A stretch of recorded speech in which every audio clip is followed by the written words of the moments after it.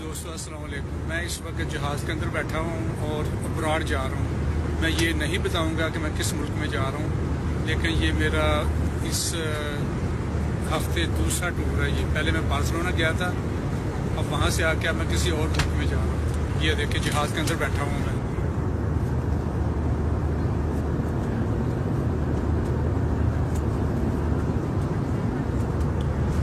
تو کہنے کا مقصد یہ ہے میرا کہ آپ کو پتہ ہے کہ 8 فروری کو جو انتخابات ہوئے تھے وہ ابھی تک جو ہے نا وہ جاری ہے. آج 19 فروری ہوگی اور انتخابات جو ہے نا وہ الیکشن کمیشن وہ اس کا رزلٹ تیار کر رہا ہے ڈیلی بیسس پہ.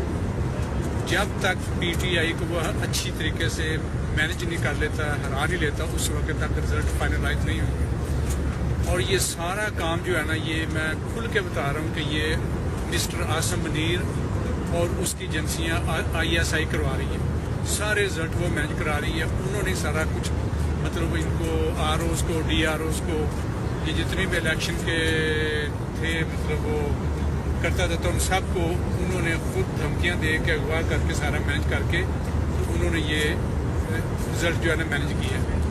اور یہ بڑی حیرانی کی بات ہے کہ کہہ رہے ہیں کہ ان افسروں نے آئی ایس آئی کے جو افسر ہیں انہوں نے ٹھیک ٹھاک مطلب اربوں کے حساب سے انہوں نے پیسے لیے صرف اس الیکشن کو مینج کرنے کے لیے، اور نواز شریف نے پیسہ لگایا ہے.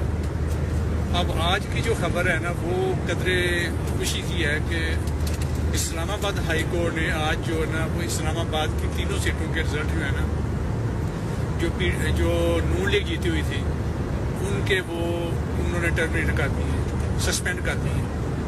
دس is very good news for us. Imran Khan انشاءاللہ will be prime minister of Pakistan انشاءاللہ. تو آپ نے سوشل میڈیا کے اوپر جو آپ نے ایک مطلب مہم چلائی ہے عمران خان کے لیے، یہ سارا اس کا ثمر ہے، یہ سارا اس کا نتیجہ ہے. تو اپنی مہم کو ہم جاری و ساری رکھیں گے انشاءاللہ تعالی عمران خان شوڈ بی وزیر اعظم پاکستان.